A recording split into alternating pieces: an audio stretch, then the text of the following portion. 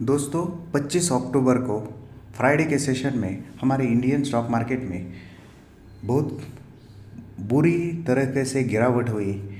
हमारा market crash हुआ और ये जो स्टॉक मार्केट का जो क्रैश है इसमें लगभग सभी सेक्टरल की तरफ से कंट्रीब्यूशन था। Small cap, mid cap, large cap सभी जगह से सेलिंग आ रही थी और हमारे जो इंडियन स्टॉक मार्केट के जो मेन इंडेक्स है सेंसेक्स और निफ्टी 50 इसमें नियर अबाउट 1% का क्रैश आया और इन्वेस्टर लोगों का करीबन 6 लाख करोड़ का लॉस हुआ। 25 अक्टूबर को जो गिरावट आई, इस गिरावट की वजह क्या है और कितना गिर सकता है, इसके बारे में आज के सेशन में हम जानने की कोशिश करेंगे।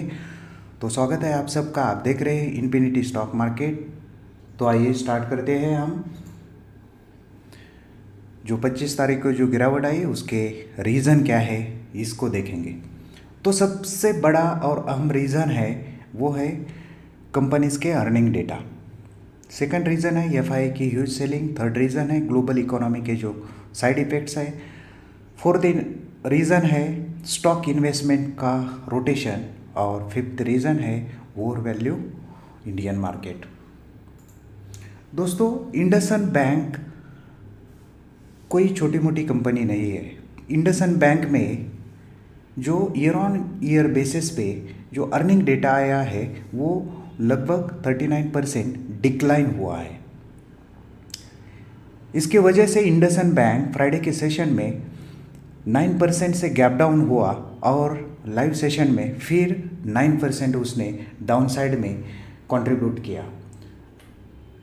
हम इंडसइंड बैंक जो है उसको चार्ट पे देखेंगे तो थर्सडे के सेशन में इंडसइंड बैंक लगभग 1277 को क्लोज हुआ था और जब ओपन हुआ तो ये 1161 के रेंज में गैप डाउन ओपन हुआ 9% से और लाइव मार्केट में फिर वो 9% डाउनसाइड में आया और अभी फ्राइडे का जो क्लोजिंग है वो है 1040 के रेंज में। तो ये अब स्ट्रॉन्ग बेरिश बन चुका है। बहुत बड़ा क्रैश इंडसइंड बैंक में हम देख रहे हैं। और जो बाकी की जो कंपनीज़ है उनके भी जो अर्निंग डेटा के जो रिजल्ट्स आ रहे हैं वो भी बहुत बुरे हैं। इसलिए अब यहाँ पे कॉशियसली अलर्ट होने की ज़रूरत है। दोस्तों, नेक्स्ट रीज़न है गिरावट का एफआईआई की ह्यूज सेलिंग। कोरोना पेंडेमिक के टाइम पे जो क्रैश आया था वहाँ पर जो एफआईआई ने सेलिंग किया था लगभग उससे डबल सेलिंग सिर्फ अक्टूबर के मंथ में एफआईआई ने की है। 1 अक्टूबर से लेकर 25 अक्टूबर तक एफआईआई ने 1,02,42 करोड़ रुपए का कैश में सेलिंग किया है। यानी कि एफआईआई ने जो इंडियन स्टॉक मार्केट में जो इन्वेस्टमेंट थी, जो होल्डिंग था, अब उसको वो स्ट्रांगली बेच रहे हैं और हमारे इंडियन मार्केट से बाहर जा रहे हैं। यहाँ पर हमें बहुत ही कॉशियस होने की ज़रूरत है। ये बहुत बड़ा एक नेगेटिव सेंटिमेंट है, इसको समझने की ज़रूरत है। नेक्स्ट गिरावट का जो रीज़न है वो इजराइल और ईरान का वॉर है। जब तक ये इजराइल और ईरान का वॉर जो है वो सेटल डाउन होता नहीं तब तक हमें ज़्यादा अलर्ट होने की ज़रूरत है। इसका इम्पैक्ट ग्लोबली रहेगा।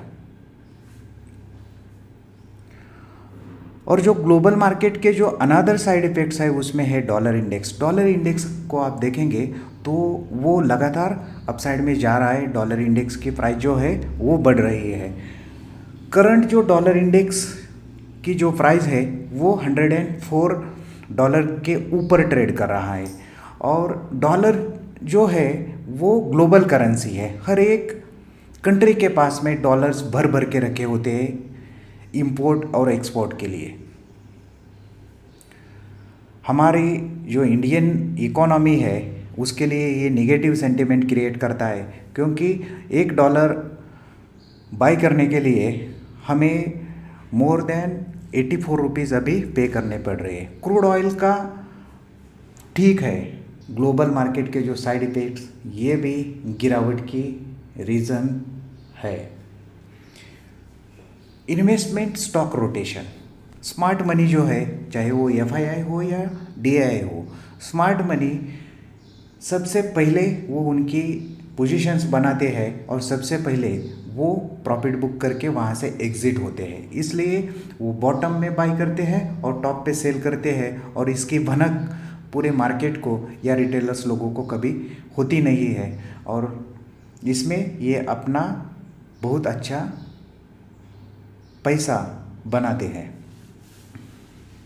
आप देख रहे होंगे कि जब हमारा निफ्टी 50 इंडेक्स अपसाइड में स्ट्रांगली जा रहा था, तब भी हमारे जो पोर्टफोलियोज़ है वो बढ़ने की वजह डेली बेसिस पे कुछ ना कुछ उसमें से डाउनफॉल ही आ रहा था, माइनस में दिखा रहा था, और अब तो पूरा रेड ही दिखता होगा।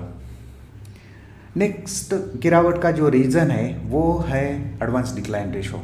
दोस्तों, हम यहाँ पे कुछ समझने की कोशिश करेंगे। जब ये एडवांस डिक्लाइन रेशो 1 के नीचे गया है, तब हमारा स्टॉक मार्केट जो है उसमें एक अच्छा सा करेक्शन या फिर क्रैश आया है। जब एडवांस डिक्लाइन रेशो 1 के नीचे गया है, तब तक आप चार्ट में भी जाके चेक करेंगे, तब भी वहाँ पे एक अच्छा सा करेक्शन आया रहेगा। और अभी हम अक्टूबर की बात करेंगे, तो अक्टूबर का जो एडवांस डिक्लाइन रेशो है वो अप्रॉक्सीमेट 0.40 के रेंज में है, यानी कि बहुत ही स्ट्रॉन्ग बेरिश सेंटिमेंट शो करता है। अब यहाँ पे सिर्फ कॉशियस होके अलर्ट रहने की ज़रूरत है, और इन्वेस्टमेंट की अपॉर्चुनिटी हमें फाइंड आउट करना है। इन्वेस्टमेंट ज़रूर करना है, बट हमें फुल्ली डेवलप अपॉर्चुनिटी का वेट करना है। तो दोस्तों, लगभग हमारे इंडियन मार्केट का जो सेंटीमेंट है वो अभी बेरिश बन चुका है। आने वाला जो मंथ है नवंबर, इसमें मेजर इवेंट्स है, ग्लोबली भी है और हमारे लोकल भी है। ग्लोबल इवेंट्स जो है, इसमें यूएस का इलेक्शन है, और लोकल में हमारा 20 नवंबर को महाराष्ट्र का स्टेट इलेक्शन है, और 23 को महाराष्ट्र का जो स्टेट इलेक्शन है उसके रिजल्ट्स आने वाले हैं। ये बहुत ही बड़े मेजर इवेंट्स है। उससे पहले हमें स्टॉक मार्केट से थोड़ा सा बच के रहना है, और वहाँ पे ट्रेडिंग और इन्वेस्टमेंट जो है वो कॉशियसली करना है। और इस बुल रन में पिछले 1-2 साल से जिन लोगों ने इन्वेस्टमेंट किया है, वो लोग इसी क्रैश में बहुत बुरी तरीके से फंस चुके हैं, और वो यहाँ पे स्ट्रांगली कोई डिसीजन नहीं ले पा रहे हैं।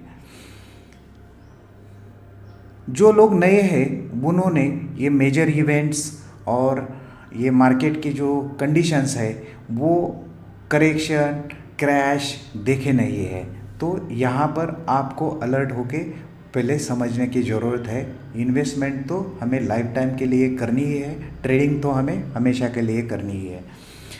तो आप सबका धन्यवाद। इन्फिनिटी स्टॉक मार्केट के अपडेट्स एंड एनालिसिस वीडियो देखने के लिए और हमें सपोर्ट करने के लिए आप सबका शुक्रिया। स्टॉक मार्केट के रिलेटेड अपडेट्स और एनालिसिस वीडियो देखने के लिए आप हमारे चैनल को सब्सक्राइब करें और बेल आइकॉन को हिट करें। धन्यवाद।